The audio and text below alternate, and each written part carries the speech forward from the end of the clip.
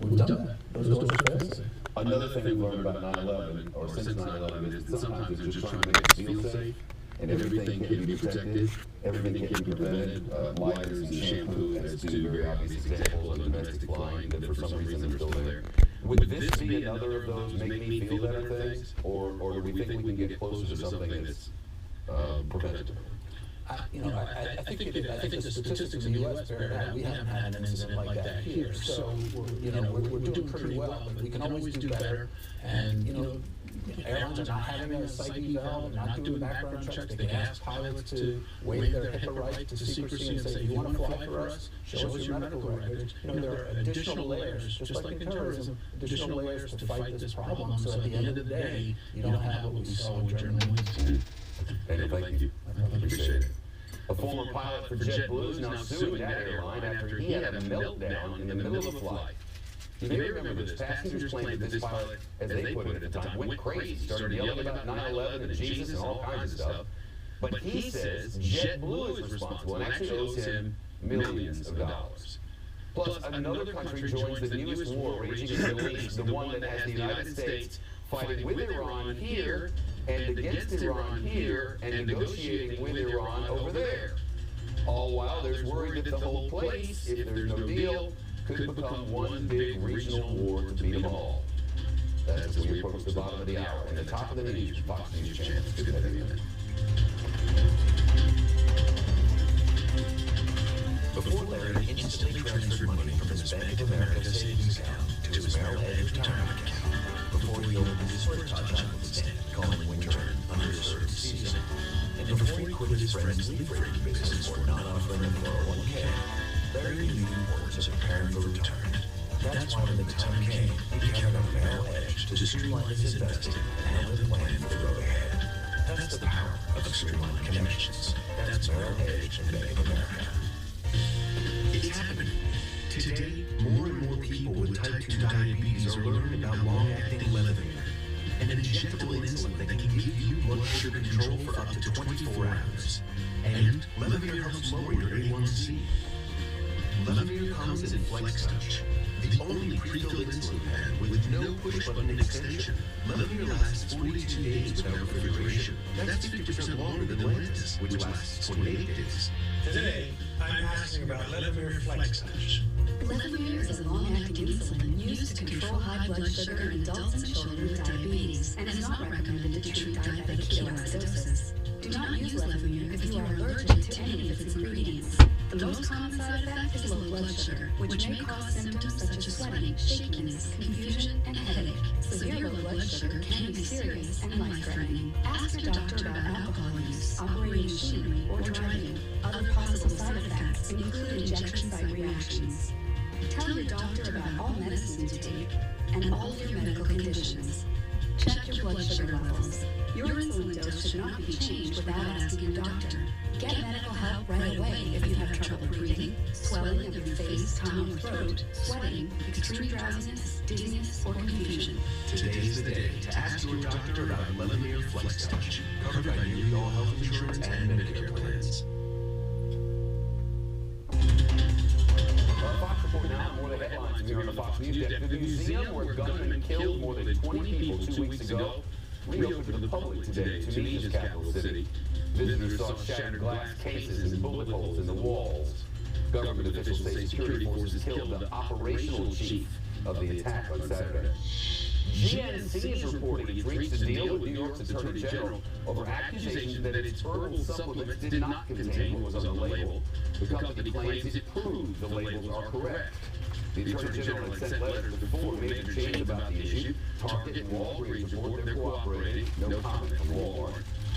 And a rescuer brought a camera while jumping out of a helicopter to save a hiker with a broken arm. And look at this. It happened yesterday east of Seattle. The sheriff says crews flew the woman to a hospital. No word of yet how she's doing, but what a video. Bottom of the hour, top of the news, next.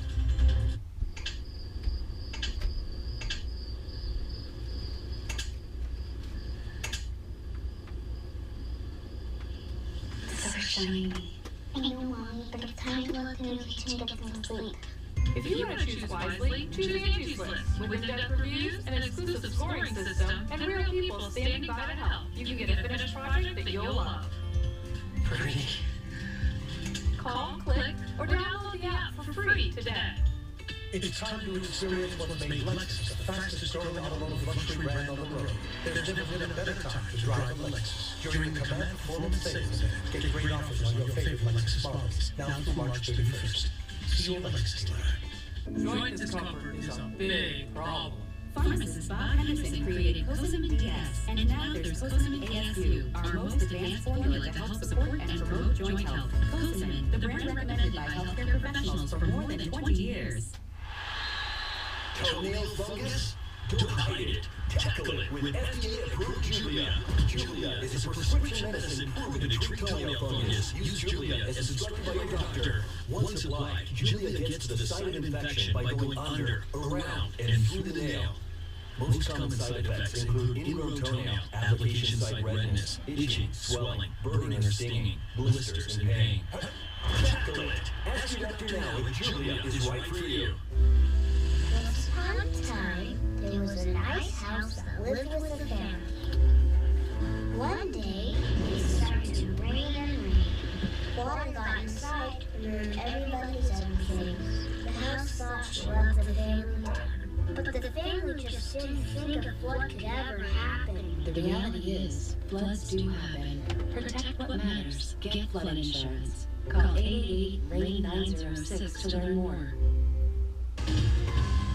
It's the bottom of the hour and time for the top of the news. An airliner crash landed during a snowstorm, hit power lines, and sent dozens of people to the hospital. We have some pictures coming up here in our slideshow. Check out the plane here. Safety officials say that this Air Canada jet touched down more than 1,000 feet short of a runway in Halifax in Nova Scotia and eventually slid onto the runway on its belly. Look at this. Crash landings sheared off the plane's nose cone, plus its main landing gear and engine. Officials say the jet was coming down and it hit a bank of antennas. See these here? Knocked some of them down over here on the ground, some of them remain up. And you can see here those electrical lines knocked out the power of the airport. Reps for Canada say that the jet was arriving in Halifax from Toronto with more than 130 people on board. They say that injuries were not serious. So look, you can hear two of the passengers, a husband and wife. A man says he saw a flash when the jet hit the power lines. A Canadian safety official says the plane's passengers and crew members were, quote, pretty lucky. Understatement of the day. Meantime, a former pilot for JetBlue is now suing that airline for $16 million because what he did was the JetBlue's fault. The pilot claims JetBlue failed to recognize that he was mentally ill at the time he had a mid-air meltdown and forced his flight to make an emergency landing nearly 3 years ago. Happened on a flight from New York to Vegas back in March of 2012. And here's the thing. The plane had to make that emergency landing in Texas. We covered all of this when it was happening. Amateur video shows a group of passengers clustered around the pilot after they say he yelled about Al-Qaeda and Jesus and all kinds of stuff. Officers later took him away in cuffs. According to this lawsuit that the pilot has filed against JetBlue, JetBlue should have realized he was unfit to fly the plane. It's another case involving the mental health of the men and women who fly our passenger jets as investigators look into the co-pilot. Where did you put that thing? Leah Gabriel with us now on the top story at the bottom of the hour. How's this JetBlue pilot penning this on JetBlue? That's a really good question, Chuck. And the pilot's name was Captain Clayton Osborne, and his complaint filing says that he had a completely clean medical certificate and pilot's license with no problems up until the date that this happened. According to the complaint filing, a seizure he didn't know he was having caused him to hallucinate. It says, quote, the seizure symptoms slowly increased over time, causing Captain Osborne to experience increasing paranoia and religious fervor, and correspondingly decreasing control over his actions. Well, the lawsuit says for the first time ever, Captain Osborne missed his flight briefing that day, that he showed up acting and looking disheveled. Shepard said he had trouble going through his checklist, and he says that the crew should have recognized that he wasn't acting normally and that the airline should have mechanisms in place to replace him. Does he have a case? What do lawyers think? Well, an aviation attorney that I spoke with says no. Take a listen.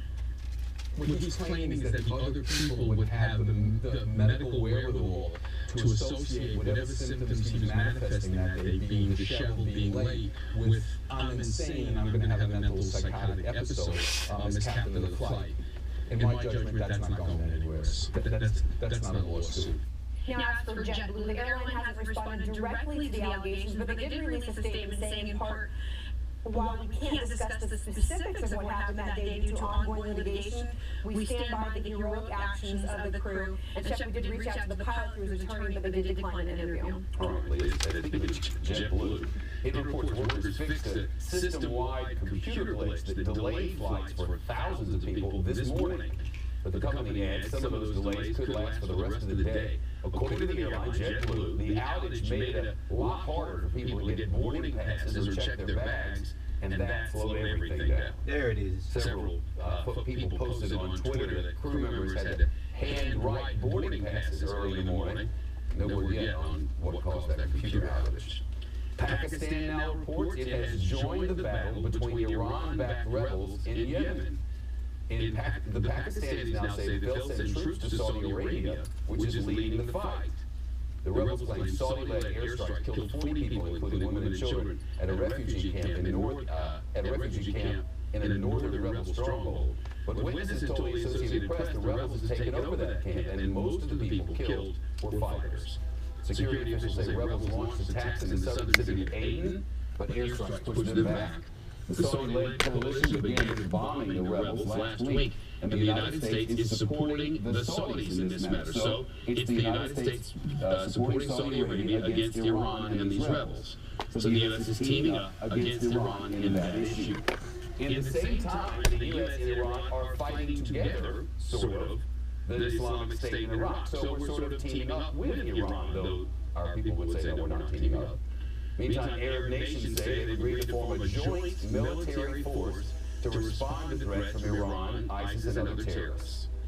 Connor Powell is live for us in Jerusalem. He's our Mideast correspondent. So the Saudis are preparing for a ground invasion, or one is not coming, or what is the truth here? There's a lot of reports floating around the region, some suggesting the Saudis or someone else could launch a ground invasion in the coming days, but U.S. officials tell Fox News that they see no indications that the Saudis or the Egyptians or anyone is preparing to launch a ground invasion in the coming days. In fact, it appears that the Saudis will rely on airstrikes to try to defeat the Iranian-backed Houthi rebels, at least in the foreseeable future. But over the weekend, several Sunni Arab countries, including Egypt, the UAE, Turkey, and Sudan, all pledged support for an offensive against these Shiite rebels. And while there is an effort underway to build this joint Arab military, so far it's really only a military and a joint combined force in name only and on paper. So if the Saudis or the Egyptians do launch an invasion in the coming days, Shepard, they will likely be going it alone. All right, of course, this border, Yemen and Saudi Arabia, is a long and very important one. What is the thinking about the role that the United States would play if, in fact, the Saudis launch? So there's no one's ruling out a ground invasion in the future.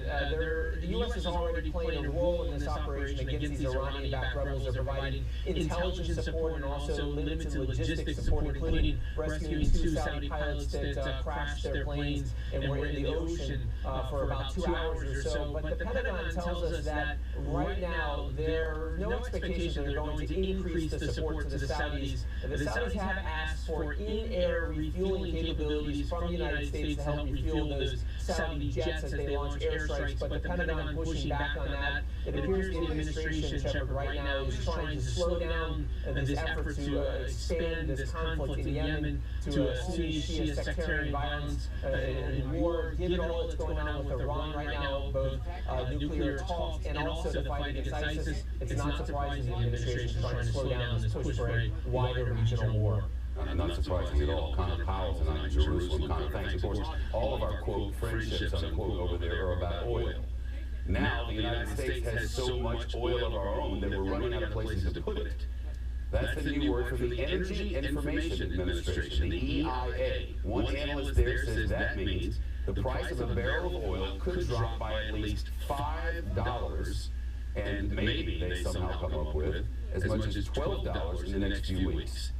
You can see over here in my back, the price of oil has been going really, generally speaking, in one direction over the last year. Though there have been some fluctuations here at the end, down is certainly the trend. We're $48 a barrel today. Jerry Willis is here. She hosts the Willis Report over on the Fox Business Network, 5 o'clock Eastern Time. How unusual is this? Unusual, let me tell you. So we have these are the highest inventories, oil inventories, stocked away, stacked away in 80 years. 80 years. So think about that. It's highly unusual. In fact, we know that the industry is using 67% of capacity. That may not sound like a lot, but the reality is they move some of that oil in and out. Some of the space has to be reserved for oil that goes in and out of those storage facilities. Well, in Iowa, when you put all the corn in silos and you just leave it there, normally that makes price go down. Is oil the same way? No, my friend. You may be enjoying this chart of the price of oil, tanking like a stone, but gas prices have not done the same. Motorists are still waiting for prices to go down. It's at $2.42, which is great, right? Why am I complaining, really? You would think these numbers would go down even further. That's not what people are predicting right now. We're down a lot from last year, $3.55, but I don't see anybody saying that gas prices are going to go down dramatically and quickly right away. We'll have to wait and see. Why? Well, there's all kinds of issues, right? It's not just about how much we're producing, it's also about inventories, it's also about the spring supply and how they reformulate the gas in the spring. A lot of the refineries are closing down to change up how they're going to produce this gas. That's the excuse I get anyway. All right. Yeah. Flights haven't come down 110. No, sir. Well, don't even get started. Thank you, Jerry. It's good to see you. Good to see you. Importantly today in Boston, the prosecution rests at the Boston bombing trial. Now it's the defense team's turn. But the suspect's lawyers are not trying to get him set free, not at all. They're trying to save his life, and do they have a strategy? We'll get that to you in a moment. Plus, President Obama may want to put a freeze on his credit card accounts, because we've learned that somebody accidentally emailed out a lot of his personal information, including his passport number. This actually happened to dozens of world leaders, and it was all apparently because of one big mistake with Microsoft Outlook. That's coming up.